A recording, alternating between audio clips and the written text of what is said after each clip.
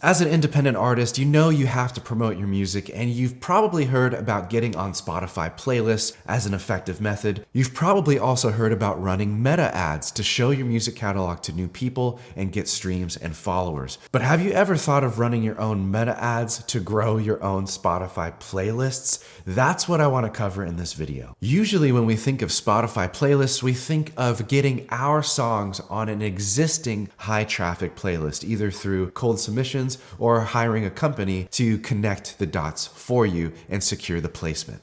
By the way, that's something my company does for artists just like you. If you're interested, I'll leave a link in the description below. And once your song gets in that high traffic playlist, through the magic of influencer marketing, you get a lot of exposure, streams, and brand awareness by being in that high traffic playlist. But what I want to talk about today is completely different. More and more with my clients, I've been encouraging them to create their own Spotify playlists, put their own music in those playlists, and be their own playlist curator of sorts. And alongside regular old meta ads and regular old playlist promotion, this has been a great addition to a balanced music marketing strategy. And I want to show you some of the results that we've gotten so far. And I think it's going to be really encouraging to you just how engaged these listeners are. I was really surprised that they're not just streaming 2 songs, not just 5 songs, but sometimes streaming up to 8 songs from one artist. First, let's take a look at Rebecca's campaign. She's doing a great job on this. She's actually managing this on her own because she went through my Spotify Growth Formula course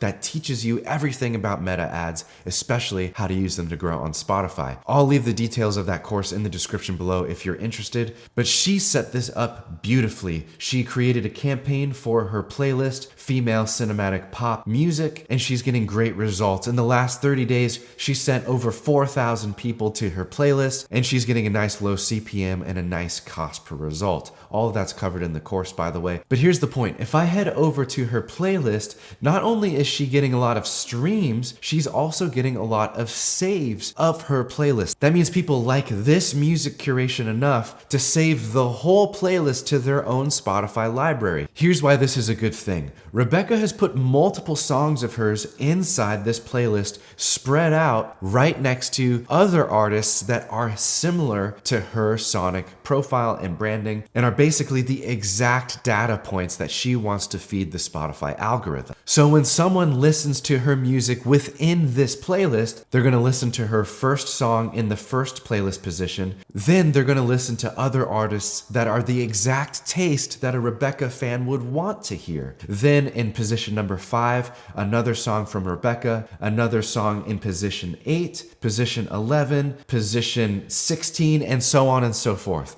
And in Spotify for Artists, we can see exactly how far down these new listeners are getting in the playlist and how many repeat listens they're providing. In fact, Rebecca has multiple versions of this playlist that she's testing, but looking at this top playlist here, 579 listeners are providing nearly 1,600 streams. And if I click the breakdown here, you'll see that some listeners are streaming up to 8 songs just in this playlist. This is a great way to make your meta ads more effective if your goal is to hit higher stream counts for your budget. Now, obviously, this is a completely different strategy, which means there are going to be completely different pros and cons compared to sending your traffic directly to your artist profile. For example, we're getting a lot of playlist saves instead of profile followers, just because of where the listeners are ending up in the Spotify geography. But getting all these extra repeat streams is a huge benefit because just think of the psychology that occurs if a listener is hearing your music and your voice 8 times over a single listening session. And not only that, they're also hearing other artists that they love and continuing to choose this playlist over all of the infinite options that they could choose on Spotify, right? They can listen to any other artist and any other playlist, but what they're doing is they're creating a psychological bond to your music, your voice, and your sound. That's a huge benefit, even with the other drawbacks in mind. And that brings us to the sponsor of this video, Landr. For the past 3 years, I've been recommending Landr distribution to artists who need a professional suite of tools to produce, master, and distribute their music all while retaining 100% of their music royalties. So when Landr noticed my channel and asked to sponsor this video, I was more than happy to continue spreading the good news about Landr distribution. They do so much more than just get your music onto streaming services like Spotify and Apple Music, because with Landr, you get everything you need to produce and release your music, including samples, plugins, unlimited distribution, and the world's best AI mastering engine. Plus, meet with your team anywhere in the world with real-time music collaboration software, and tap the talents of a community of pros to take your music to the next level. All of this is included inside of Landr Studio. Now, if you already have a music distributor but you're looking to upgrade, Landr accepts outside ISRC codes, so moving your catalog is a breeze. Plus, they will collect the YouTube Content ID royalties for all of your songs. So if you're thinking it's time to upgrade your distributor, then click the link in the description below to get 20% off your Landr Studio account. And then you could cancel all those multiple subscriptions and enjoy everything you need to produce and release your music with Landr Studio. And now, back to the video. Let's take a look at another artist. This is Michael, and we created a really awesome soul playlist for his soul funk song that he released, and we're getting really great results for this as well. Nearly 5,000 people sent to this playlist over the last 30 days. Really great cost per result, really great engagement metrics. But if we head over to the playlist, you'll see that we did the same exact thing. We put Michael's song Voodoo Queen in the top position. Over 6,000 saves on this playlist, by the way, which means people absolutely love this curated sound. But we also put some of Michael's other songs in the 6th position and then another one down in position 13 to spread them out just to see how far people are getting in this playlist. How long are people listening? And we can see that data in Spotify for Artists. In fact, Michael is doing a variety of different marketing approaches, as he should. And I just want to note that these high traffic playlists up here are from traditional influencer marketing playlist campaigns. I actually set these up for him through my company.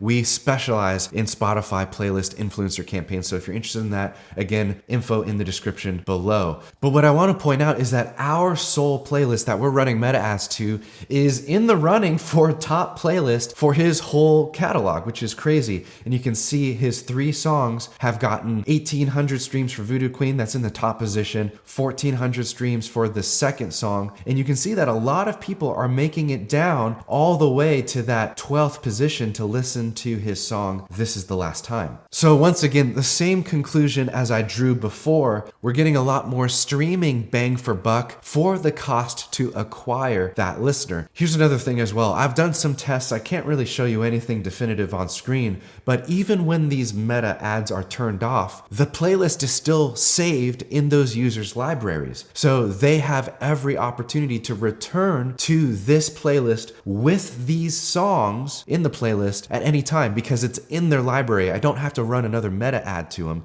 I don't have to start another campaign, right? So there are just different benefits. It's a different dynamic because this is a completely different marketing approach. And if I've tried to teach you anything on this channel, it's that different marketing approaches are going to provide you with very different marketing results. And that's okay. That's why we use a variety of approaches. And you can be strategic about using specific campaign types for specific goals that you personally have, whether it's I want more streams, or I want more followers, or I want the most engaged listener possible. All of those goals are going to require different strategies. So if you want to give this a try for yourself, I highly suggest checking out the course that I put together for you on meta ads. It's called the Spotify Growth Formula. That's going to be your best bet for learning every single setting and every single campaign that you'll ever need to use for your music. But if you want a preview of that, I actually posted one of the lessons from my course right here on YouTube, and you can watch that video right here, and it'll show you my exact settings for how I set up my meta campaigns to promote music on Spotify. Check it out by clicking right here, and I'll see you in the next video.